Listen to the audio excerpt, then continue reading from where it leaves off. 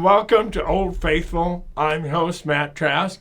So excited about this episode, as I am every week. I'm wearing my first and my favorite King Ropes cap, so it's going to be a good day. My thanks to Haggerty's Music Works. My thanks to the incomparable Johnny Hastings. Look, when you're looking for Haggerty's Music Works, look for the big right and left-handed Stratocaster on the hill here in Rapid City. Drink some coffee. Go visit my friends at Black Hills Blend Espresso. I have resorted to every means available to get more guests on this show, including asking guests I've already had to recommend future guests for the show. And this guy was highly recommended. Somehow has been off of my radar until about 15 minutes ago when I heard him playing a mean version of Stevie Ray Vaughan's Riviera Paradise. I'll quit talking. Lucas Olson, welcome to the show. Yeah, thanks for having me, man. Absolutely. It's been a minute since I think it was about this time last year that I first saw this show, first caught wind of it, and ever since then, pretty much all of my musician friends around the hills have been on here. So well, yeah, we are filming this shortly before it will air. You will be the second episode of year 2. I am so proud of that fact. Nice. Yeah. Nice. That'll be tight. Yes, you bet. So thanks for watching. Yeah, man. You've been watching almost from the beginning then. Yeah, or every time I see one of my friends I recognize. I watched the one with Johnny here. I watched the one with Tyler Bills. Right. No, Tyler hasn't been on the show Has yet. he not? Andy was on the show. Okay, I guess maybe you'll have to have Tyler. Oh, absolutely. He's on the list. Yeah. But let's talk about you, and I'm just going to turn it right over to you, and you tell us about you because you're the expert. I suppose, yeah. I don't have too much to say about myself. My name's Lucas. Right. I'm originally from Brookings. Spent the last 4 years out here. I came out here because of Black Hills State. Ever since I dropped out after my first year. I've just been playing music out here for the last 3 years. But you stayed here. Yep. Okay. Yeah. So the migration the other way. I'm from around this area, and they send us all out to Brookings to school, so we won't complain about the winters here. Yeah, the winters in Brookings are brutal. But it was the migration in reverse, apparently. Yep. Okay. Yeah. But you decided school wasn't for you? No. Were you in any music in college there? Yeah, so I actually went to Black Hills State for music education in my first year. Yeah, and originally was planning on being a choir director. And still have a lot of love for that, but yeah. So now you're playing. You might have other jobs which are not terribly important for the show, but or are you making a living entertaining? I've been making a very meager living for the last year. Right. Only playing music. I worked at a Green Bean, a little coffee shop in Spearfish for a little while. But yeah, I've been lucky enough to only be able to, or to only have to do this for the last year. And I wouldn't trade it for anything. Well, that's pretty good. Good for you. Did you come from a musical family? No, actually. No. I'm the only one in my family who actually really plays an instrument. Right. My brother and sister did the classic learned piano and all that stuff in middle school, but never really picked up on it or carried on with it. But But you one day woke up and decided you wanted to be a musician, huh? Yeah. One day, I suppose, I just woke up. Yeah. Actually, one of the first things that inspired me to play guitar was Guitar Hero 2. On PlayStation 2. I have heard of cats like this, and I've never met one. I've heard that the Guitar Hero game spawned a lot of people who went on to become better guitarists than me somehow. Yeah, so this is exciting. We have one of them on. Was it odd transitioning to a real guitar? Well, to me, it wasn't like I spent very much time. Right. It was I actually had an uncle who had an old acoustic sitting around his place about the same time that Guitar Hero came into my life or whatever. And it was pretty much because of Guitar Hero that I saw the guitar sitting in my uncle's place. I was like, I want to try that. And then eventually, there's only 3 strings on it first time I tried to play it, but eventually we ended up taking that home, got a full set of strings. I see. Yeah, and then ever since then, I think I started playing when I was about 8 or so. Okay. Yeah. So I do have to ask, were you getting fairly good at the Guitar Hero game? Were you a very proficient I was pretty good. plastic guitarist? I beat Freebird on hard. I beat Freebird on hard, so that's a pretty. That's a task. If I recall, that's pretty difficult. Yeah, you could have gone to the. Do they still have Guitar Hero championships? Who knows? Probably not. Yeah. Well, let's get on to this guitar. Mm-hmm. We were talking before. It says LTD on the headstock. We think that LTD is affiliated with ESP. Yeah, it is an ESP guitar for sure. Yep. And I don't believe I've had an ESP guitar on the show. And it's kind of rare that I see them around stores. Like I haven't. There's a couple places in Sioux Falls that still carry them, but the place that I got this from originally had a lot of ESP guitars there. Right. But yeah, I haven't seen anything very much like this. I feel like the most similar that I've played of other guitars is kind of like a PRS. Right. But yeah, other than that, no, it's definitely a super unique guitar. I don't see many around like this. So you got it in Sioux Falls? Yeah. Do you remember where? Sioux Falls Music. I don't know if it's still in business anymore, right. But yeah. And what made you decide on this one? You're still playing your uncle's guitar at this point? So I guess this isn't my first guitar. Okay. I had a Squier Stratocaster that I traded in for this one. Oh, okay. This is definitely the first guitar that's like meant something to me for sure. Okay. To be real honest, I can't necessarily remember why I got it any more than just I saw it and thought that it looked cool. And I was really, really into Gibson Les Pauls. Right. Obviously, when I'm 9 years old or whatever, my parents aren't going to drop $2,500. A Gibson Les Paul is a little out of reach. Yeah. Neither of us had mentioned that it is very much Les Paul-ish. Yeah. It has a few similarities or whatever. A couple few. Yeah, it doesn't have that like soft rounded on the cutaway or whatever, but yeah. It's got a Les Paul shape. Does it have an arch top? It does. A little bit, yeah. A little bit of an arch top, a maple top. Do you know if it's a 24 3/4 inch scale? I have no idea what the scale is. But it's a set neck and 2 humbuckers. Mm-hmm. It does differ from a real Les Paul in that there are only 3 knobs instead of 4. Yeah, and I'm a big fan of that. I'm a big fan of just the one-tone knob. I feel like, I also mentioned I got another guitar not too long ago, Joe Pass Epiphone, and it has the same thing. It's you can separately control each humbucker or whatever and turn it to single coil. Right. There's 2 tone knobs, but I feel like there's a little bit too much variety. This, it's like, there's really only 2 positions I ever play this thing. Right. And it's like rhythm selector and then bring the tone knob all the way up to like 8 to 10-ish. Okay, sure. Yeah. To get that kind of, the blend between like, the kind of dark sound of the rhythm selector with this to bring it up a little bit, or I'll just put it straight in the middle and then pretty much bring this to a 5 too, and that gives it a nice, seems to give it a nice balance, but yeah. Too many options are great. They can lead for many of us to option paralysis. Yeah, definitely. Where we spend too much time fiddling with it and we don't play it. I found myself doing a lot of fiddling with that one for sure. I did notice one defect on this guitar. Tell us what happened to your switch tip. Yeah, I have no idea. I've still been looking. Maybe I'll have to look for one before I leave Haggerty's today. He has no idea. It just wasn't there one day. Really? Yeah. Do you know how long ago? A couple years ago. Should we all go looking? Can we go looking? I would help. Might have to go looking far and wide for that. Right. But yeah, I'll have to see if I can maybe find a little extra one around here before I Sure. So back to you as a child. You played the Guitar Hero, then you got your uncle's guitar, and then you said you got a Squier Stratocaster, which you then sold and traded in on this. Right. Yeah. What was our first amp? First amp? I actually still play off of the first amp I ever got. It's a little Roland. I don't know what the proper like name for it is, but it's just a tiny little 1 foot by 1 foot Roland amp. Okay. I still use it even now. If anyone happens to see me playing outside of Leon's and Spearfish, which I do pretty often, it's the only thing I have that's battery powered, so I can just play my guitar in that thing anywhere I want. And I've played outside of Leon's quite a bit.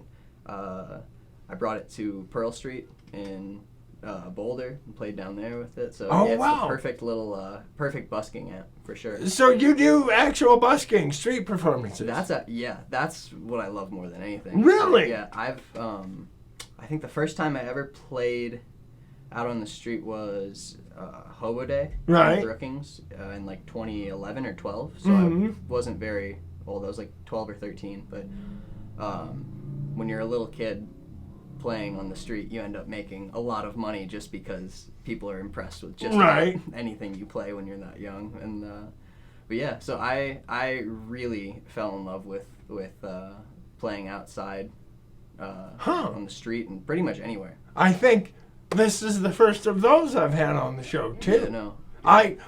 One day a couple of years ago I decided to try that. So I went out by Shields in Rushmore Crossing, if you're familiar with the area, and I sat down. There's some big statue, and I started playing a song, and a kid ran up and said, "I like your singing," and threw a quarter at me and ran away, and then it started raining, and I never went back.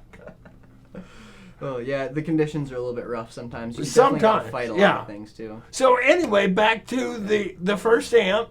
You still have it. Yep. I do kind of wish you'd brought it now. I should. It may be a member of the Blues Cube family, or it may not. Maybe. We'll it's go pretty with old. that. It's from probably like 2010 or 2011. Okay, yeah, all right. Ways back there. Sure. So you still actually use that all the time. in your performance. You were telling me about another amp that you had, and we need to mention that one. Yeah, I have a Fender Deluxe Reverb. I just got Woo! Yeah, Deluxe Reverb. The classic. I feel like it's a staple for pretty much any guitarist that's really, really into that like reverby, spacey sound. Yeah, it's often been called, whether this is true or not, the most recorded amp in history. I believe that definitely. It sure could be. It's a good size for recording and everything. And it's just light enough for me to be able to take places too and walk around and haul around. Yeah. So you're playing electric today, and we don't have a mic in front of you. You're probably not going to do a vocal performance. Yeah, probably not. I'm a little bit shy. Have you written original songs? That's my Achilles heel, to be real honest. I haven't, no. Okay. I feel like I play a lot of stuff that sounds very myself. Sure. Or whatever. But as far as I definitely don't consider myself a songwriter. Okay. For sure. And as much as I would like to be, it's just not quite what comes naturally to me. But I seem to be able to sit and play for just about as long as I want. Yeah. Well, I don't know that we need to get so dramatic as to call it an Achilles heel. Well, it's something like it. It feels like it a little bit. You know? Yeah. Like I really I see people around the hills, and there's a lot of pretty much all songwriters. Right. Acoustic guitarists and songwriters are kind of the dominating sort of genre, I feel like, around the hills. Right. I would really, really like to be a part of the songwriters thing, because that has been something that, like, it has kept me from playing places before where they don't have a music license to pay for covers. Right. And then that's kind of a no-go if I yeah. Right. So I'm getting the impression, once again, I've never seen this cat perform, you do a lot of instrumentals and also covers. Yeah. Okay. Yeah. All right. So you are comfortable singing, you just haven't quite gotten around to writing a song yet. Yeah, exactly. Something like that. Do you have original instrumentals? Oh, yeah. Yeah. Definitely, yeah. Are we going to hear one today, perhaps? Sure. I can play a little, lick of something here for you. Go ahead and play a little lick of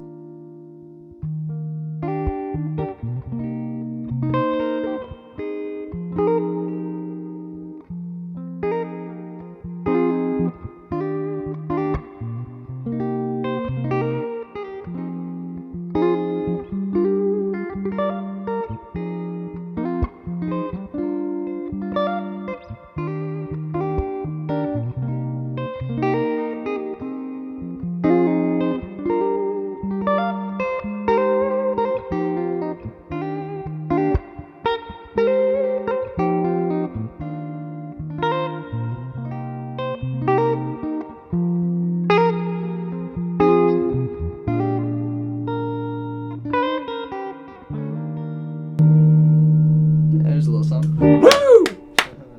So, do you name these original instrumentals? No, not really. Most of the time I feel like putting names on them and trying to, I suppose the way I think of it is, I'll have something, some other song I want to play, some other, cover song that I want to sing with. Right. And a lot of the times it's from the things that I already know. Right. That'll pick out like little chords and start kind of messing around with them. Right. And moving them out of order from what I usually play it when I'm singing with it. So a lot of it has been like, trying to think of a good example. Like I can play an E really well because Slow Dancing in a Burning Room, a whole bunch of other songs are all in it. So I can, and Lenny too, the thing you heard me play. Oh, sure. It was Lenny, not, oh, goodness sakes. No.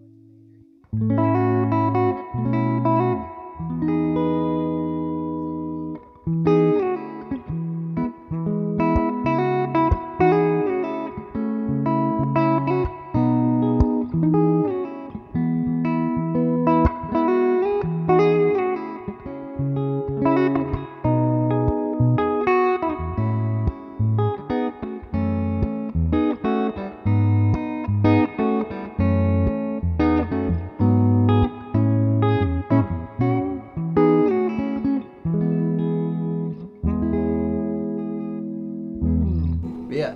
Go stuff that into your deluxe reverb, kids. So tell us about your social media contact information so we can keep up with you and figure out what street corner you're going to be on, where you're performing. So to be real honest, I absolutely hate promoting myself, and I really am not such a huge fan of the constant like weekly social media posting and I do agree with that. But every now and then I'll post. Most of the time, whenever I have a concert, I'll post an event on Facebook, which is just Lucas Olson. My name. And if you want to hear a couple short videos of me playing and singing of probably over the last like 3 years or so, I have a lot of clips on Instagram, which is just Lucas Olson Music. Okay. Yeah. All right. Perfect. That way we can, the social media thing does get a bit out of hand, but on the other hand, we do need to have some idea where to look. Yeah. Or we'll never show up. Well, and it's the musician's I was dilemma. just talking about this with some people the other day. Like, if I could, I would love to delete Facebook and have nothing to do with it. Right. But even when I think about it myself, like, that's exactly where I go to look whenever I want to see if anyone's playing next weekend anywhere around Exactly. Wales. You just check the Facebook events, and then there's a listing of everywhere within 100 miles. Right. So I wish that there was somewhere else besides Facebook that I could use for that. Well, that and other people were actually while I agree with you, I myself have to admit I'm doing the exact opposite. Flooding Facebook, trying to become a celebrity over here, And thank you for helping me with that by being on my show. Caught my attention. Yeah. Well, hey, I caught the attention of a guy who hates Facebook. How about that? Yeah, there you go. All right. There you go. You did mention you bought a Epiphone Joe Pass guitar. Has that begun to replace this guitar, or is this still your number one? For the first couple weeks, it was like all I played. Sure. And now I'm starting to really get a feel for like what to use each of them. Okay. For. I feel like this one has like a really, really nice, almost like Hawaiian guitar-ish type of quality to it. Yeah. Like I can get the sort of it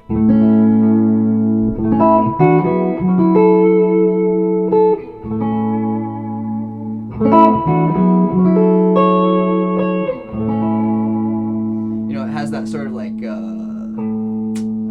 warble to it. Right. And I would guess this has much bigger frets than the Joe Pass. Yeah, not only that, and I feel like Joe Pass is like, it's really, really good for strumming along and stuff and playing jazz stuff, but it's really, really hard to get that thing to stand over a lot of other sounds. That's definitely seems to be something that kind of just picks away in the background a little bit. And this is a little bit easier to get that bright kind of, even if I want to really go into, you know what what I mean? Look out. Yeah. But yeah, so, and I feel like the other one is a little bit harder to shred on too because it's a shorter scale. Like this one, I have a lot of room pretty much all the way up to the very top fret, but the other one pretty much cuts off the cutaway is a little bit higher. I think it's like right around the 12th fret. So if I'm playing up here, it's I'm really stretching. And it's a deeper body too. Yep, yeah. Yeah, your hand gets real stretched out. Mm-hmm. Sure. So you have a horse for every occasion now. Yeah, I suppose I do. I suppose I do, yeah. Well, we might wrap this up. Do you have anything else you need to say real bad? No. I'd love to play one more thing. Well, absolutely. You're going to play us out for sure. Remember my sponsorship with Trask Hay LLC. You didn't forget that, did you? Large, round, and square bales, 515-0858. Joe Pass says, change your strength. Lucas Olson today will be playing on the Fender, oh good Lord, I should know what this is. The Fender Limited Edition Hot Rod DeVille over in the corner, which is for sale unless he buys it. Often we have just used a boom mic to capture the amp, but for the nerds who are watching the show, today we do have the amp mic'd up with an AKG C14, and Lucas will be playing his LTD that he bought in Sioux Falls. All right. Take it away, buddy. Thanks for having me, man. You bet.